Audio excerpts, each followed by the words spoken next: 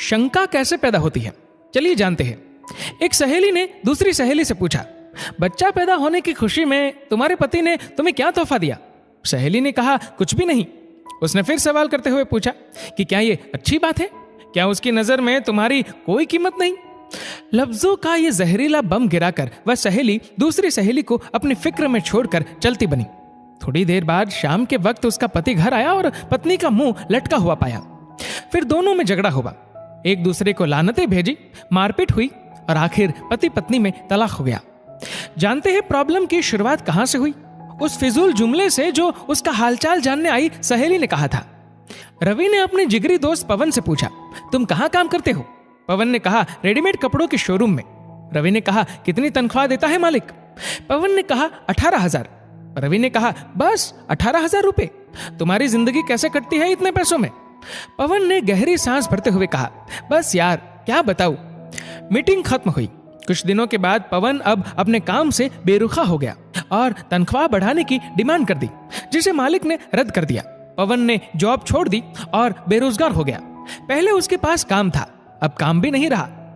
एक साहब ने एक शख्स से कहा जो अपने बेटे से अलग रहता था, तुम्हारा बेटा तुमसे बहुत कम मिलने आता है, क्या उसे तुमसे मोहब्बत नहीं रही? बाप ने कहा, बेटा ज्यादा व्यस्त रहता है, उसका काम का रूटीन बहुत सख्त है, उसके बीवी बच्चे हैं, उसे बहुत कम वक्त मिलता है। पहला आदमी बोला, वाह ये क्या बात हुई, तुमने उसे पाला पोसा, उसकी हर ख्वाहिश पूरी की, अब उसको बुढ़ापे में व्यस्तता की वजह से मिलने का वक्त नहीं मिलता है, ये तो ना मिलने का बहाना है। इस बातचीत के बाद बाप के दिल में बेटे के प्रति शंका पैदा हो गई। बेटा जब भी मिलने आता वो यही सोचता रहता कि उसके पास सबके लिए वक्त है सिवाय मेरे। याद रखिए, जुबान से निकले शब्द दूसरे पर बड़ा गहरा असर डाल देते हैं। बेशक कुछ लोगों की जुबानों से शैतानी बोल निकलते हैं।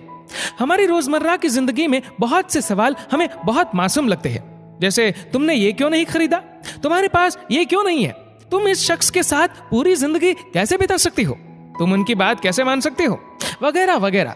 इस तरह के बेमतलब ही फिजूल के सवाल नादानी में या बिना मकसद के हम पूछ बैठते हैं, जबकि हम ये भूल जाते हैं कि हमारे ये सवाल सुनने वाले के दिल में नफरत या मोहब्बत का कौन सा बीज बो रहे हैं। आज के दौर में हमारे इर्द गिर्द समाज या घरों में जो टेंशन टाइट होती जा रही है, उन समस्याओं की जड़ तक जाया जाए तो अक्सर उसके पीछे किसी और का हाथ होता है।